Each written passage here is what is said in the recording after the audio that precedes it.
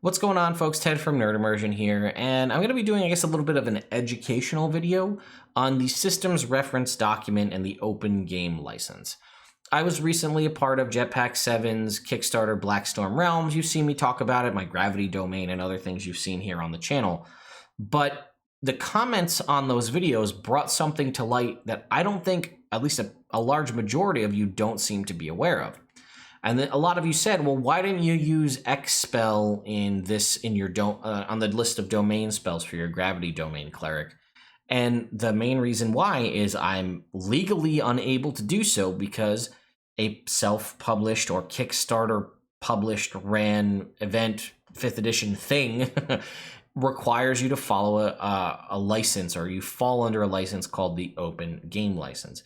And this is something that Wizards of the Coast put out in 2016 that allows anyone in the world to publish, self or otherwise, content for 5th edition Dungeons and Dragons with a set of caveats. So if I go over here, I can show you on their website. This is posted on January 12th, 2016, updated on May the 4th, 2016, and it has not been updated since.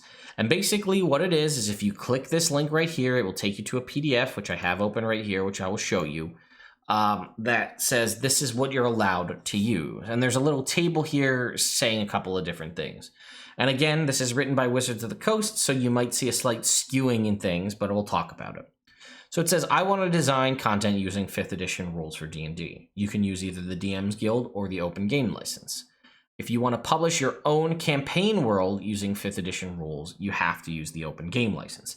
And what it means by that is you, whoever out there, me, Ted, someone out there, Jetpack 7, 2C Games, Nerdarchy, whoever wants to publish a campaign setting, we need to use the Open Game License because we are not under the Wizards of the Coast publishing umbrella. We cannot say, hey, here's a new official setting for 5th edition Dungeons and Dragons, Ted's homebrew world of Everend. Here it is out on the internet. You can't do that and publish it without using the Open Game License, and I'll explain what that means in a second.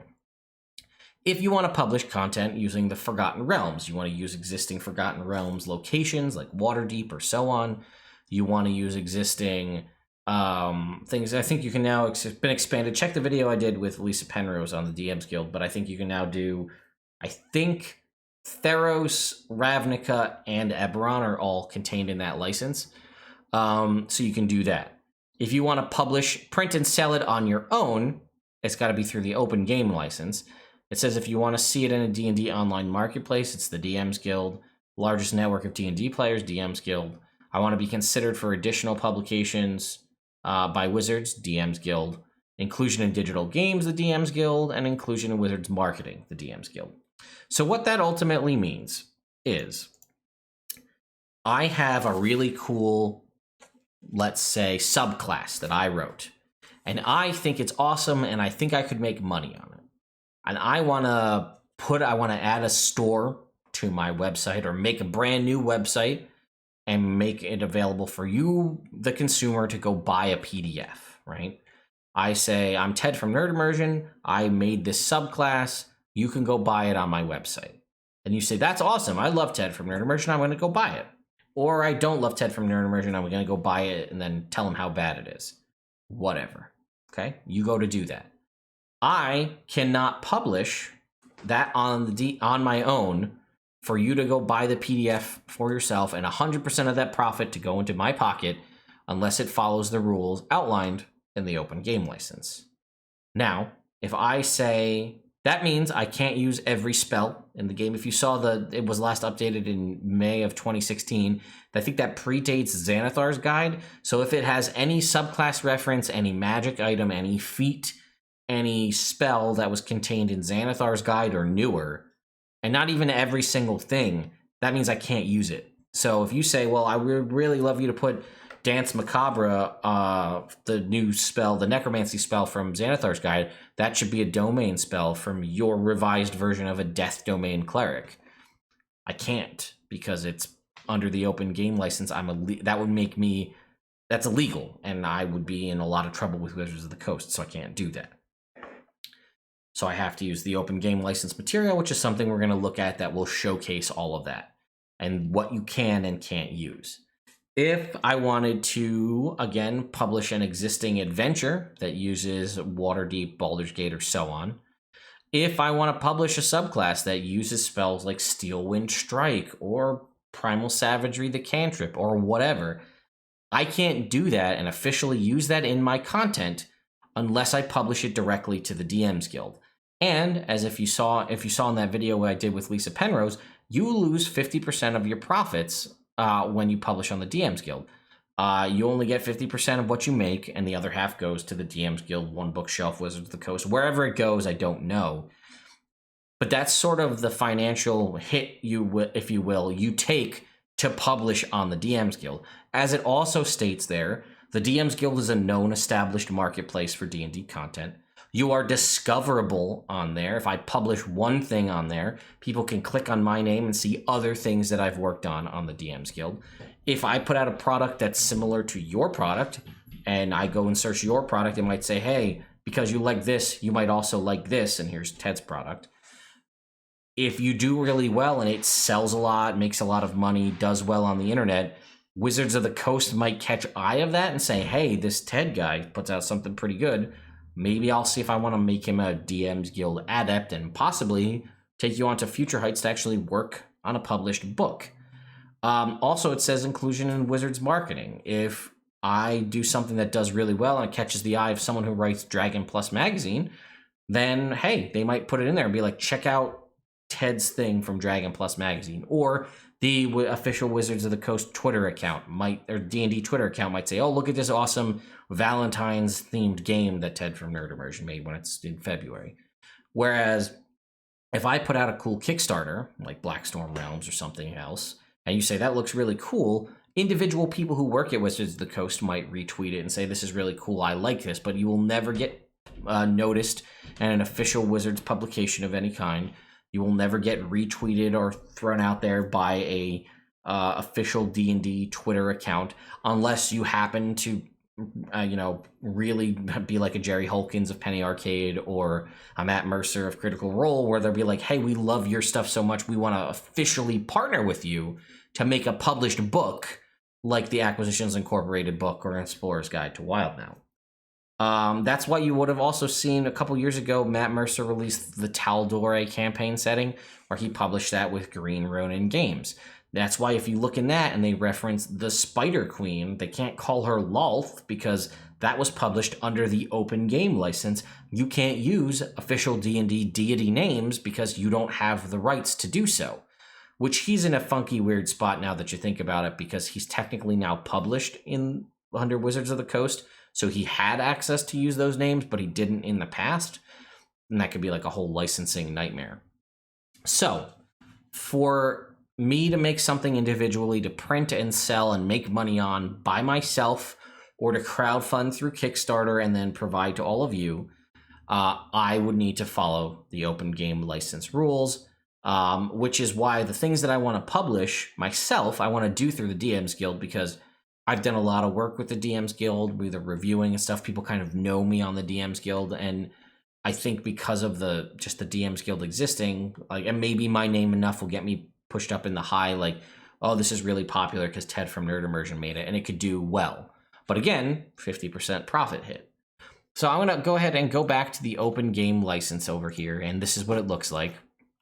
And you'll also notice it looks remarkably similar, and it might even be exactly the same as what's in the free rule set, the basic rules, because it's provided to you for free. So if we scroll down and look, if you want to use a dwarf in your own game, you can use the base dwarf information.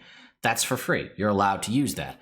And if you needed to use hill dwarf for some reason, you could also use hill dwarf. But mountain dwarf, for example, not something you can use under the open game license. But you could develop a sub-race for dwarves in your own game using the base stats for dwarves and then come up with your own sub-race. That's allowed. And you'll see the same thing for elf, halfling. Also, point of interest, I think this is the old wording for the trance ability for elves, so that hasn't been updated to the kind of new wording. You can see you can use human, but not variant human. Dragonborn, gnome, half-elf, half-orc, tiefling. So if you wanted to use any subsequent race, you need to come up with a new name for it and make it not the same, right? You'd have to call it Turtle Person, or, Yak Folk, or Bullheaded Person, whatever it is. I guess Minotaur is probably not owned by Wizards of the Coast, so you could get away with it, but you could have to make like a Frogman, not a Bullywug or a Grung, right? That's how it would have to be. You'd have to make up your own. And you might have seen this in stuff you've seen published out there by other people. You might be like, oh, okay. Or maybe you saw someone reference a certain magic item, but it's not, it like seems very similar to a magic item that you know, but it's not exactly the same. And that might be because the list of magic items covered in the open game license doesn't include that exact item. You'll also see all of the original classes. There's no Artificer here. That's not going to be a thing. Maybe it'll get changed after Tasha's Cauldron is published. They'll add Artificer into the base, the list of classes here for the open game license. I highly doubt it, but I'll talk a little bit more about that at the end. And you can see you have the entire base Barbarian class, and then one subclass, Path of the Berserker. So if I want to go make a Barbarian subclass, I'm allowed to do so because base Barbarian exists, and I can make my own subclasses. If I wanted to make a monster, my own subclass for a different class that technically uses the Frenzy ability in some form or another by name or by stats and whatnot, I can, because Frenzy's covered under the open gaming license. And if we were to scroll down, you'll see Bard, the College of Lore, and then you'll see Cleric and the College of Light, or the Life Domain, and so on. There's one subclass for each of the base classes in here. You'll see all of the adventuring gear, all the armor, all the weapons. They only have one background, which is the Acolyte, but backgrounds are kind of fluid and easy to make up, so not a big deal. And the only feat that exists is the Grappler feat. Right? So those are all what you can get for free. And if we scroll down to the spells, you'll see certain spells here, and you'll see ones that might not make sense to you. Like you'll see Hideous Laughter, and you'll be like, well, isn't it Tasha's Hideous Laughter? Or Tiny Hut. Isn't it Leomund's Tiny Hut?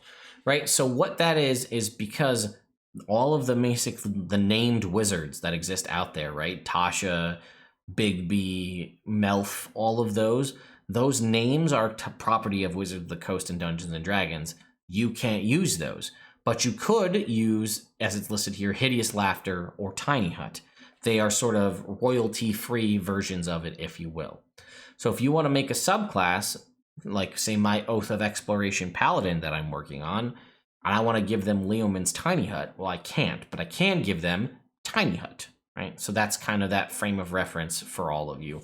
And you'll scroll down, and what's interesting is, like I said, it's pretty much not going to include any spells from Xanathar's forward, but it also doesn't include every single spell from the player's handbook.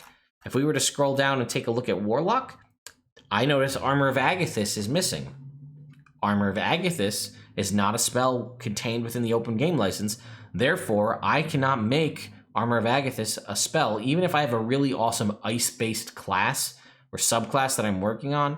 If I want to self-publish this not on the DM's Guild, I can't use Armor of Agathis. I might be able to design a spell very similar with a different name, but as long as it's not like a direct copy-paste to the point of plagiarism, I can get away with it. And like I said, that's why you'll see certain people make, like, for example, if we were to scroll down and look at the monsters, you'll notice that Beholder is not on that list. That's like an official D&D term, but you might make an Eye Tyrant in your game or your home world, or an Eyeballkin or whatever, and that kind of lets you use a Beholder without actually calling it a Beholder, if that makes sense. So there's ways to adjust and go around that. But that is basically the Systems Reference Document 5.1 and the Open Game License. Wizards of the Coast has a statement on their main website that says something along the lines of, we won't update this. Oh, it says, will there be more content? And this is under their FAQ. And they say, the full 5th edition game and its expansions are available for use via the DM's Guild. New material will be added to the SRD if it is necessary to keep this document and its contents updated to the latest D&D rules. Reminder that this was posted in May of 2016. Wizards didn't really know what they wanted to do with 5th edition at that point. Were we going to do stuff like we did within 3.5, where we introduced entire new actions in combat years after the game came out? As a frame of reference for that, that would be like only having actions and movement in combat and then introducing something like bonus actions 2 years into the into the game, which kind of is what happened with what was called Swift actions back in the old 3.5 days. So like if that was a major shift in the way the game was played, they'd have to go back and update the SRD to allow that to exist. It's been 4 years, more than 4 years, coming up on 5, and they have not updated it since. So my thoughts are, if you're really holding out for a certain spell to get added to the open game license, chances are it's not going to happen. The only thing that might change that is the release of Tasha's Cauldron of Everything in a week from today. When Tasha's Cauldron of Everything comes out, we know it's going to largely change the way the game is played as far as races and determining racial ability scores and custom races and all that stuff. So that Wizards of the Coast might say, hey, you know what? That's enough of a shift, enough of a change, then we need to go back and update the SRD. And they may say, hey, we're going to add that little bit about custom lineage where you can make your own race, or you can swap ability scores with any race. They might add that, so technically you're able to use that in the open game license. And once they're in there editing it, they might decide, okay, well, maybe we'll do this, maybe we'll tweak that, maybe we'll add this. I say that because one of the original open game licenses for 5th edition didn't include Eldritch Blast as a spell. It was not included. You could not use Eldritch Blast as a spell, which meant if you wanted to design Warlock subclasses that used Eldritch Blast in any capacity, you just couldn't. Or new invocations to alter the way Eldritch Blast works, you just couldn't. So they realized, you know what, that's a little bit of a cornerstone for the Warlock. Maybe we should put that in our update to the open gaming license. And they did. So that was at a point back in the day, but again, this was 2014 to 2016 time frame when 5th edition was relatively new and it doesn't have nearly the popularity that it does now, where it can kind of just skate by on its own popularity. Whereas back then, it's like we kind of need to update these things to allow more people to make stuff. So anyway, I just wanted to make this video to put it out there to let people know, hey, if you have a question why me or someone else doesn't have X or Y in their Kickstarter, in their thing they're publishing on their own, why that is, it's probably because they're restricted by the open game license. And again, Wizards of the Coast didn't need to do this. I feel like I could throw that out there too, right? They don't have to release this to allow you to make stuff for free and make 100% profit on your own. They've done it in the past with older editions, so we kind of had a feeling they were going to do it with 5e. But in theory, they don't have to. They could say, if you want to publish stuff for 5th edition, you have to use the DM's Guild, therefore sacrificing 50% of the profits. That's it. End of story. They didn't. So, you know, here we are. Anyway, thank you all so much for watching. Take a look in the description. I still have for another week, ends on the 16th of November, my 50,000 subscriber on YouTube giveaway, where I'm giving away all things like a bunch of things like gift codes and custom things from Elderwood Academy and Hero Forge gift cards, as well as a custom one-shot run by me for you and up to 4 of your friends.